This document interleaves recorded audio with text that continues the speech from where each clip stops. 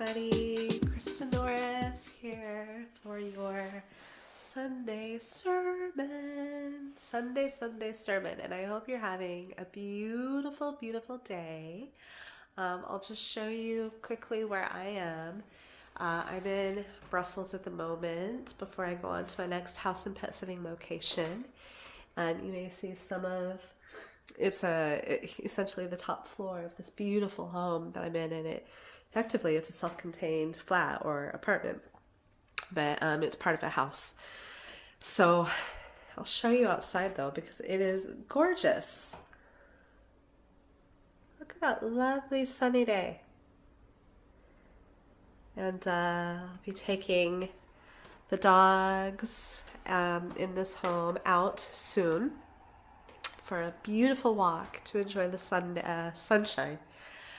But before we go, I just want to share with you some thoughts for your Sunday, and I hope that these can be a help to you. I hope that all of this is a help to you, actually, in so many ways. So thank you so much to each and every one of you for being here with me always. Today I'm feeling guided to talk more about forgiveness. Forgiveness and how it ties into love. Love is something that I have been talking about a lot lately. There are so many reasons for that. One of those is I actually, in my own journey, so this is going back,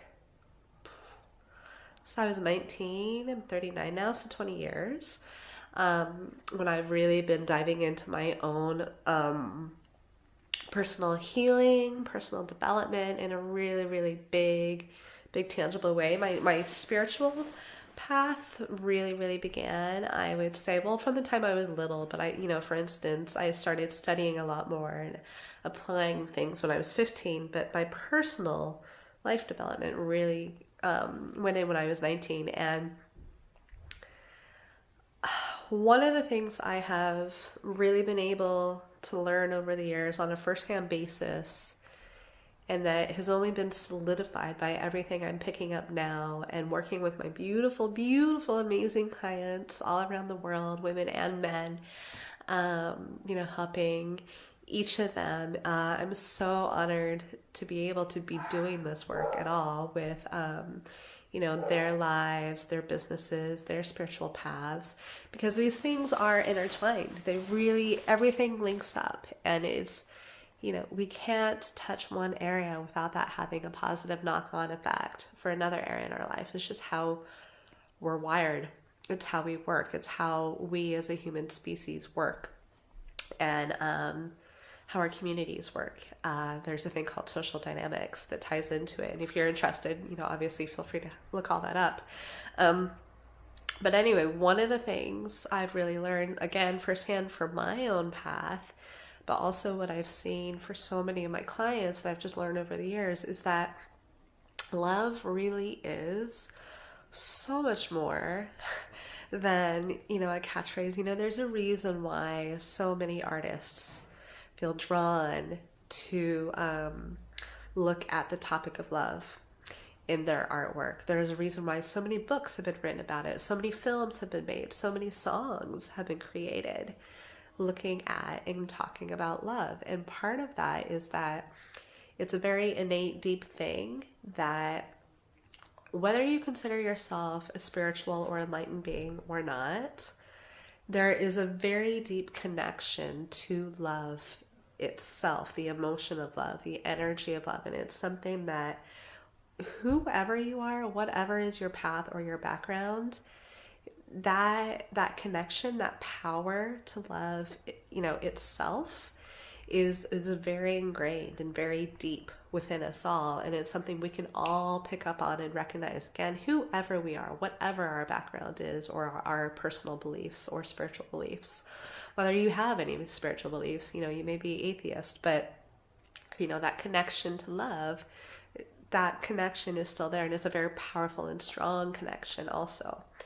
So part of the reason why we all have this, regardless of our spiritual paths and and backgrounds and so forth, is that we all, deep within our beings, within our chemistry, our cell makeup, our energy, our soul, whatever you call it, we know and can feel strongly, innately, very, very quickly, that connection to the energy and the force of love. Energy is the highest vibrational force that there is. It's the highest level of energy. It measures the most when scientists measure it for research purposes or whatever it is that they're doing. The electricity, literally, there have been so many, and there are more studies all the time as well, looking at what is love, but also measuring all these different emotions and looking at how do people react to different emotions and so forth, and how does it affect us and our behavior and all of that. And love is very unique in that it is the strongest one, and also it's so universal. Love can affect different people in different ways, and it has been, how do I say, used, I suppose, to justify certain behaviors.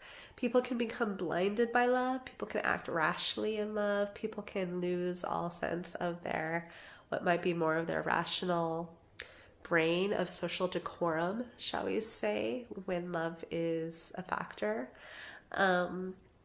Love can also be very empowering and is empowering. It also has the ability to help awaken us to our deep and incredible gifts within ourselves, our own empowerment. There's so much that love is capable of, and that love brings to and with and for us all. Not just for us personally within ourselves and how we feel, literally in our bodies when we are feeling love, because it's also unlike anything else, and it's so amazing and so just a beautiful thing to experience, literally just the pure form energy of love. But also, it helps to transform relationships, with our children, our spouses, our partners, our parents, co-workers, friends, whoever it is. When you're coming from a place of love, walls are broken down, barriers are melted away. Love is so transformational. It can do amazing things for each of us on such a deep level in our psyches, but also within our own energetic spiritual beings. Love can help us leap boundaries and to scale walls that we thought were insurmountable before. It can help us to feel confidence within ourselves like never before when we're coming from a place of love, as opposed to fear or anger or shame or any of those other things. Love is an incredible energetic force and power, and again, it transmits its own energy, its own, you might call it, electrical output. And when you harness the pure energy of love, again, it's one of the most powerful ones out there. And there are more and more studies now that are bearing this out. I can hear one of the dogs wants to come in the room I'm in, so I'm just going to open the door. Hello, Sassy. And I'll show you Sassy really quick so you can see who's just, you see, she loves the sunshine. Hi, Sassy. Hi. Hi. Hello. She's such a doll. She's so sweet. So love is very, very powerful, and there are many, many reasons for this. Excuse me. One of the things I've been thinking about is not only the power of love, but also what it can do for us. I've got little miss next to me. Can you see her? Yeah. Okay. But what it can do for us, and what it can do when it's in combination with the power of forgiveness. Now, forgiveness There have been so many books and so many spiritual beliefs look at forgiveness and the power of forgiveness and why it's such a great gift for us all, also why it's so important. Now, forgiveness can sometimes be, how do I say this? Not misconstrued, but it can sometimes be aligned with a belief that you need to forget what people have done or their past actions, or to keep yourself in situations that are really not healthy or beneficial for you and or anyone else. And now forgiveness, again, in my experience, as well as what I've seen and worked with so many of my clients on, is that it's not, forgiveness doesn't mean that you put up with things that you shouldn't or do not need to be putting up with, that are not healthy for you or not okay, that limit your ability to make sure you are happy, you are okay, and you are living your life to the best of your ability, and are the happiest version of you that you can be. What forgiveness does mean, though, is that when we're able to forgive, we are able to let go of the effect others' behaviors or actions or words may be continuing to be held within and deep as a part of us. So to give you an example,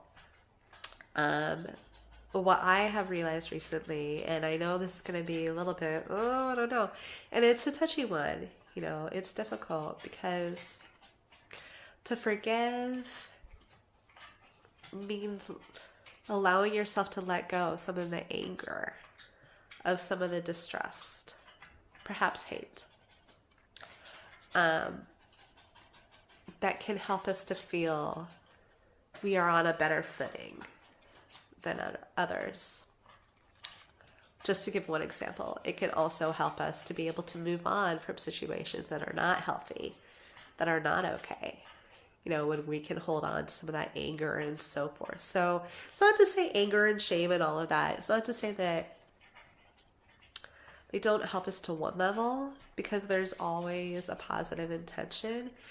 But obviously, to hold on to things like that is not beneficial longer term for any of us. And so just knowing when it's time to let go of those things, and to forgive ourselves as well, and to be able to heal and move on, so that we can get to that place of compassion, of self-acceptance and self-love for ourselves, and forgiveness as well. But going back a little bit, so what I've realized is that for me personally, I've been in a space where it's time for me to be able to forgive certain political leaders of world governments for what I have seen and what is being reported in the media and so forth about their behavior, their actions. In this lifetime now, I am also being given an opportunity to forgive them for what they've done in past lives, because I've realized part of their past life roles, past lives roles, for at least 2 different lifetimes. And I'm sensing, I'm not sure, I don't think it's directly, but that there's something there for me within that also. Very long story, what I'm sensing, and I'll sum this up quickly, is that with at least one of those lifetimes, there were certain things in that past lifetime that I signed up to as well, that I accepted as well. That's just how it is. And willingly blinding myself in that lifetime. So there's also an element for me to be able to forgive myself for what I did or how I behaved, and so forth, how I carried out um, my actions, my words, and so on in that lifetime. And with that comes forgiving these particular world leaders. And I gotta say, that is a tough one. When I heard that. But it's interesting because one thing I've realized, and and it doesn't happen overnight necessarily, these things. And what I found for me is that even having that realization and having that moment of, you know what, it's time for me to look at this, that immediately begins to soften the hardness, the hold. And the way I picture it is kind of like big piece of ice, like kind of like that shape. I don't know what that would be called, but whatever my fingers are doing, that shape. And that just in that realization with myself, or for myself as well, that it immediately begins to melt some of the outside layers, so that, and with each thing I do, it gets to the gentle, loving core until there's none of that ice left around it. I'm quite a visual person, so when you look at these things or think of these things, something else might come to you. And whatever comes and works for you is as it should be, and perfectly fine. We all have different ways of processing, and there's no wrong answer, no wrong way of doing any of these things, and no one right way also.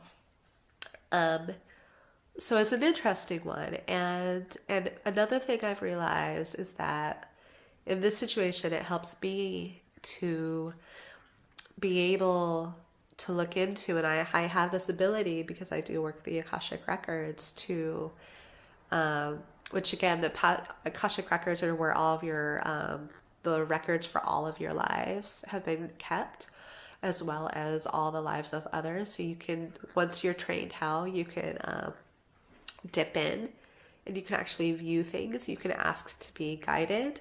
So you're just an outside observer. It's not as if you're necessarily interacting or anything like that. You don't need to worry about those things or even think about them, but just to view what has taken place. And excuse me, and why I'm realizing part of that will help me is that I am this spiritual being, obviously, and I work with people on so many levels, but I also have a part of myself that's very logical and likes to make sense of things, or at least try to figure out the connection and how they work. I mean, I suppose it's a part of why I was drawn to the work that I'm drawn to do, and I've been guided to do, because I do have this part of myself just naturally. So anyway, it helps me to be able to dip into and just observe some of what may have been going on for them, some of what was happening for them, so that I can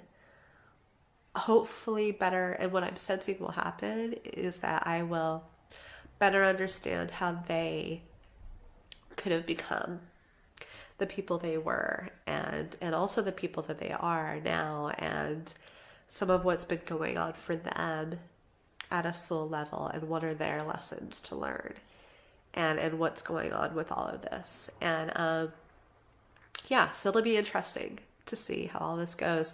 And and as I do all of that, it helps to further melt those icy layers and so on. So what works for me may not work for you. There are loads of different ways to go about forgiveness. And another reason and another benefit with this art and practice of forgiveness is that, again, it helps us to release and to let go of the things that we don't need to be carrying, because the more we carry those things, the more we are literally poisoning ourselves. That's what it does to the emotional body, to the energetic body. When we hold on to things like disgust or anger or betrayal or shame or anything like that, it literally is the same process as being poisoned. But it's harder to see to the eye necessarily unless you know what's going on within a person. And excuse me. So, there are so many benefits to this work, and it's really beautiful when you're able to go through that process. There's a practice I'll share with you really briefly as well as I wind up this video just for today, for Sunday's sermon, that and I apologize, I've got this cough you can hear. I feel fine. I just have a cough and I'm a stuffed up nose. And I'm doing loads of my own energy clearing every day to look at why is this hanging on, because I don't really get sick anymore, and I haven't done in such a long time. I mean, several months, if not around a year. But anyway, so I'm clearing it. It's getting better every day. But going back to the point, the Hawaiian practice I'll share with you for forgiveness is a really beautiful one. And I know others also speak and teach about it. And you can look it up if you want on Google or YouTube. Look up Hawaiian art of forgiveness or Hawaiian practice of forgiving. And essentially what you do is you can either write down the person's name or just think of it. And if you write it, you can also write down next to their name. You can think about what your relationship with them has been, what it is you can feel it's time to let go of or to forgive them for. And again, you can either think about it or write all this stuff down. Both are powerful in their own ways. And then next to each person's name, if you write it and or if you say it, you can hold them in your mind, and you can say either out loud or in your mind with your eyes closed if you'd like. Take a few deep breaths, and you could say, I love you, I release you, and I forgive you. It is done. And as you do that, allow yourself to feel the release, to feel the forgiveness, to feel the words that you're saying. So, I love you, I release you, I forgive you.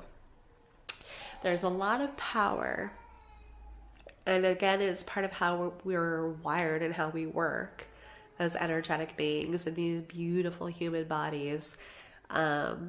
Whatever your shape or form, we are so blessed, each of us, to have this experience. We've chosen this. There's a reason why we're each in the bodies and the forms and the families and everything that we've been in. There's something there for all of us to learn and to help us to grow. So anyway, when you feel these things as you say them, there is so much power and empowerment with that as well. And what it does is that it instantly takes us to a higher processing plane.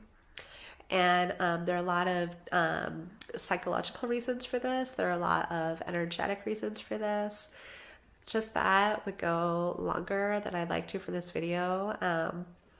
Keeping it a little bit more brief for all of you today.